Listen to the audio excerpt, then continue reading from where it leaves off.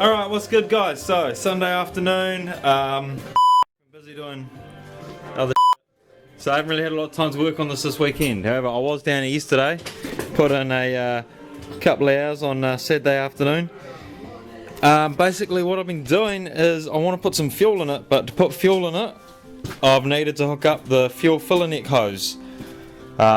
Basically where it meets the cab, inside here, I couldn't get those bolts in. It was way down inside the body because of the body lift. So what I've had to do is spend a bit of time and extend those two hoses in there.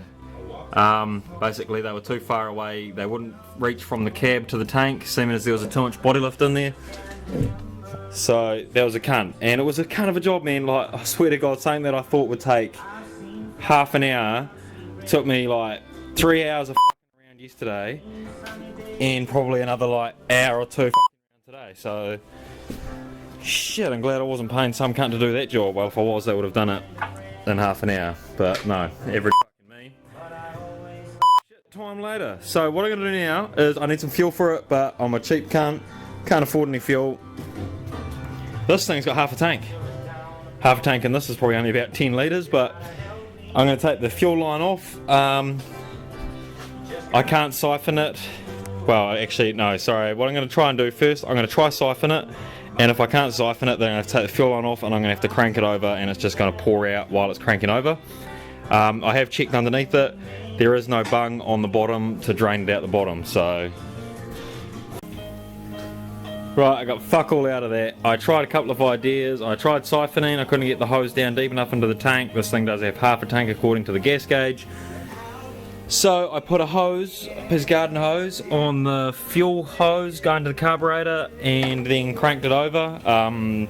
That was taking quite a while, so then I thought, right, I'll pressurize the gas tank with air. So I've got the air hose there, and basically what I did was wrap it in a towel, stick it in the gas tank, and fill the gas tank with pressure. I don't know, there must be a one-way valve or something somewhere that's stopping anything from happening like that, because that didn't work. So I got about a couple of litres out.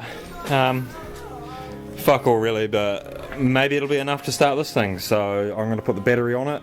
I also put the radiator in it the other night, filled that up with water. So just need to put the terminal on and hopefully it'll start and run.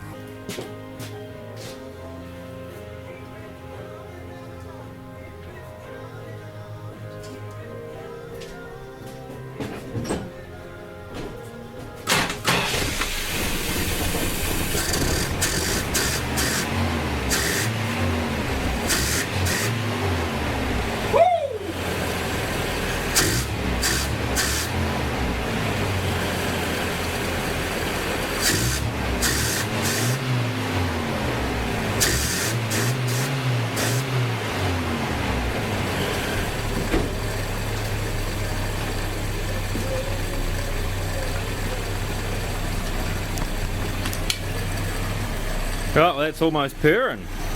It's even sitting there idling by itself. So, nothing wrong with that.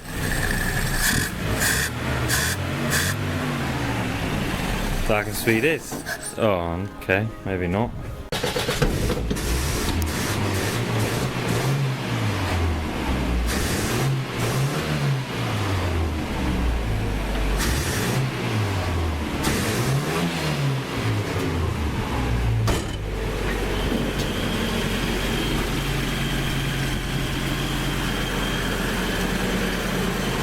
Right, leave it alone. Hopefully it sits there and idles for 10 odd minutes.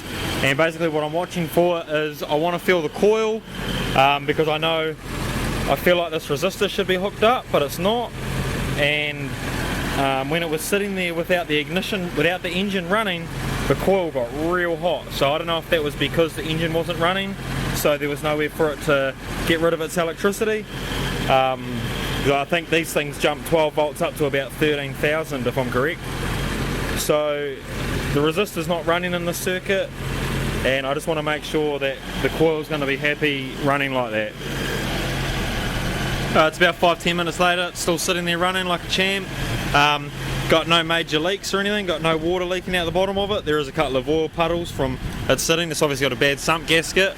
But I don't know if you can see that haze down there, but that's all carbon monoxide, so I'm sort of just going to have to steer clear and stay outside for a while. I'm going to turn it off now, but yeah, it's been a successful first start really. All we've had it do is cough so far, so now that it's sitting there idling and idling happy as. Alright, well I'm definitely having a fucked up issue, so I just shut it off camera and went to start it straight back up, and now it won't start again. It's definitely got gas because it was just running, it wasn't even coughing, and now it's dead.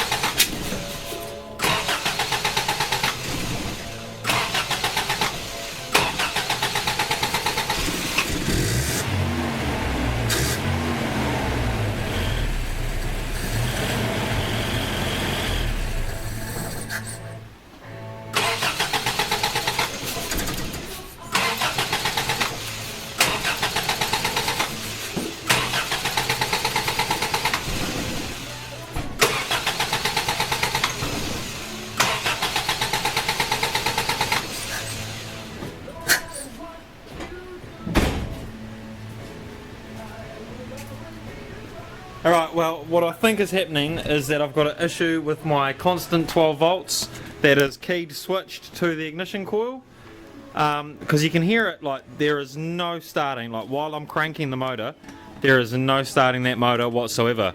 But as soon as I stop cranking and turn the key back to accessory a little bit, like when I've just initially stopped cranking, it coughs and sputters like it wants to live.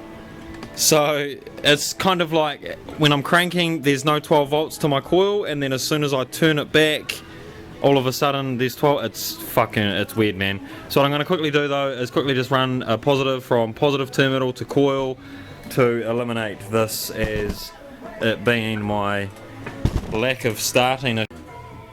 Okay, so I've got a positive here, positive terminal, straight to the positive of the coil. Now, hopefully, first turn of the key, this thing's just gonna roar into life.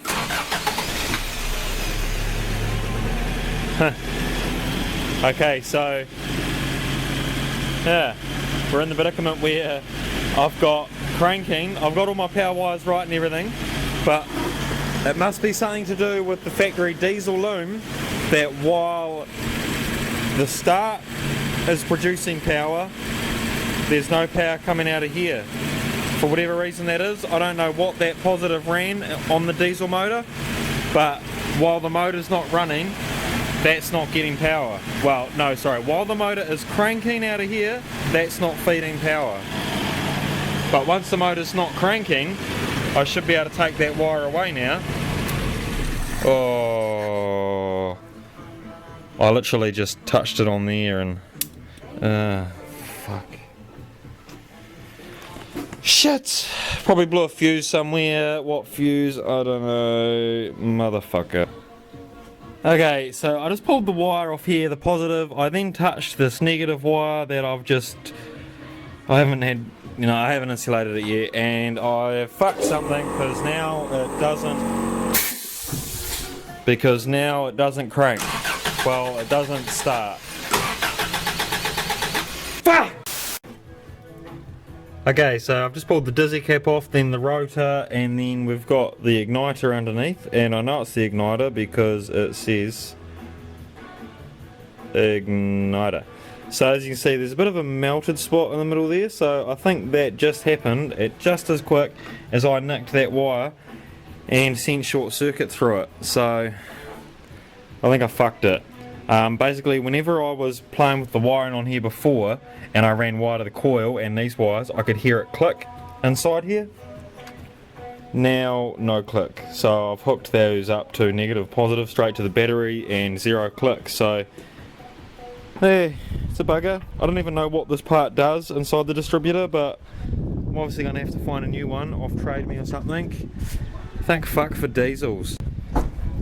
Now though, what I'm going to have to do, because I'm going to have to get that part later on in the week, so I made it run today, I then stopped it from running, it's now not going to run again today, until I replace that igniter. Basically I've been trying to get a power steering belt for this thing. Now I've been to Super Cheap, this is the 4th belt I've got from them, I shit you not. As soon as you go in there, oh what's your license plate number? Oh look, I've given that to you 3 fucking times and it hasn't worked so far. Oh I'd just like to cross-reference it. Fuck up. Oh yep, here we'll try this one then. So I tried a different belt. And then you know what they said to me last time? They said, are you sure it's the power steering belt? Fuck man, yes I'm pretty sure it's the power steering fucking belt because it says power steering fluid on the fucking top of it, you can't. So, what I'm going to do, or what I have done the last time I took a belt in there is I put string, well I put a piece of wire around the pulleys and then cut it at the length that I thought it needed to be. He then lined it up with one of those belt marker out of it things and still fucking got it wrong, and I don't mean by a little bit, I mean this is like the shortest belt they've given me so far, so fuck you cunt. So what I'm going to do now, instead of running a piece of wire on the insides, I'm going to get tape and run it around the outside so I get the longest measurement I can. Alright, now that I've wrapped tape around all the pulleys, I can take that off and it should be the length belt that I need.